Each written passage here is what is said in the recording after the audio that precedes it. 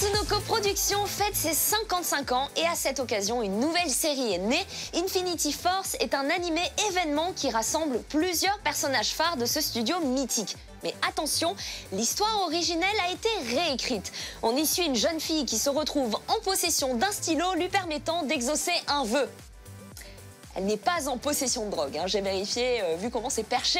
Son souhait pourrait être n'importe quoi, mais au lieu de ça, elle choisit de faire apparaître des super-héros pour sauver les gens. On dirait une Miss France. Mon Dieu, c'est mignon, c'est gentil, mais c'est un vœu honorable, cela dit. Allez, tout de suite, on vous en dit plus sur cette série aux côtés de l'une des responsables de Tatsunoko Productions.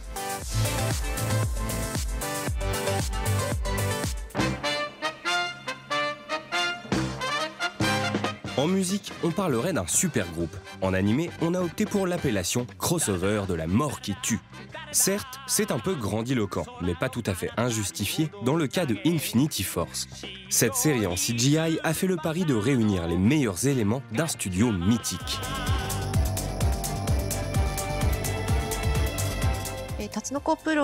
La Tatsunoko est une société qui a une très longue histoire avec l'animation japonaise. Et en 2017, cette entreprise fête ses 55 ans. Infinity Force est une série qui sort justement pour célébrer cette date d'anniversaire. La série réunit les personnages de Gatchaman, Polymar, Tekkaman et Cacherne. Ce sont des héros mythiques du studio et ils sont tous réunis dans une nouvelle série en 3D CGI.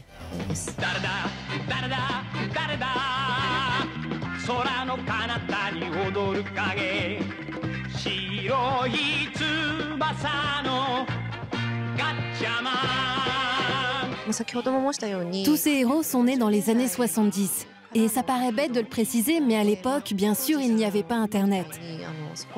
C'était une période où la télévision était en plein boom. Et aux alentours de 17h ou 18h, tous les enfants étaient scotchés au poste de télé en attendant de voir leur série préférée. Les gamins japonais qui regardaient ces programmes sont aujourd'hui devenus des adultes qui se souviennent bien sûr des héros de leur jeunesse. Je pense que c'est pour ça que ces personnages sont toujours si importants aux yeux des Japonais.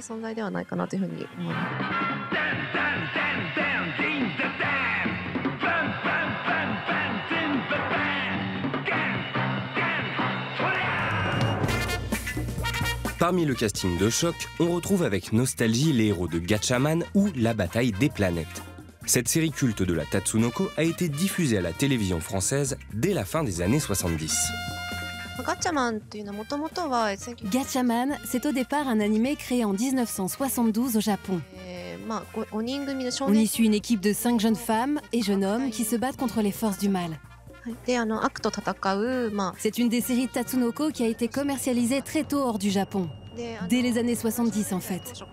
C'est sûrement pour ça qu'ils sont devenus très connus à l'étranger également. En tout cas, c'est une des licences Tatsunoko les plus célèbres dans le monde.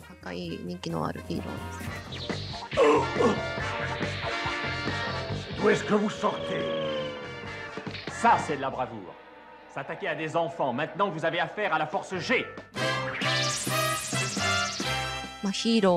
Dans nos séries, beaucoup sont des séries d'action, mais ça ne se limite pas qu'à ça. Il existe des tas de personnages au caractère très différents. Il y a par exemple des personnages qui rappellent certains traits animaliers, ce qui leur donne un aspect un peu plus poétique. Mais il y a aussi des séries résolument comiques, comme Yatterman et Time Bokan.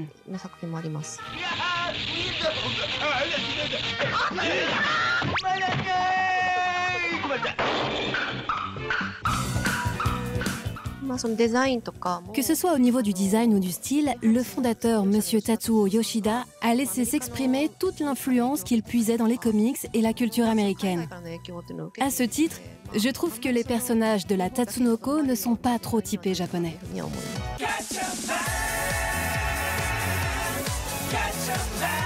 Pour Infinity Force, le studio capitalise donc sur ses valeurs sûres.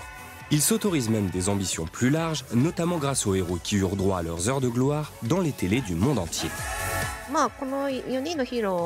Les 4 héros d'Infinity Force appartiennent tous à la même entreprise. L'avantage est donc que l'on n'a pas eu à s'encombrer avec des histoires de droits des licences.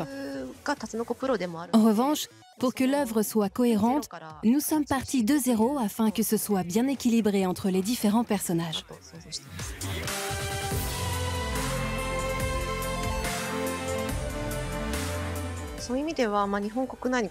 Dès la conception du projet et tout au long de sa production, on a gardé l'idée de ne pas faire d'Infinity Force un animé uniquement destiné au public japonais.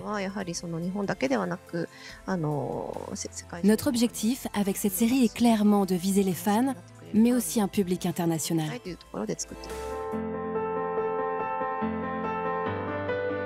En définitive, Infinity Force est un produit calibré pour marcher, bien que le parti pris 3D ne fasse pas l'unanimité. Si les protagonistes ont le potentiel de faire vibrer quelques cordes sensibles à l'étranger, ils bénéficient au Japon d'un avantage de poids, celui de déjà posséder l'aura des légendes.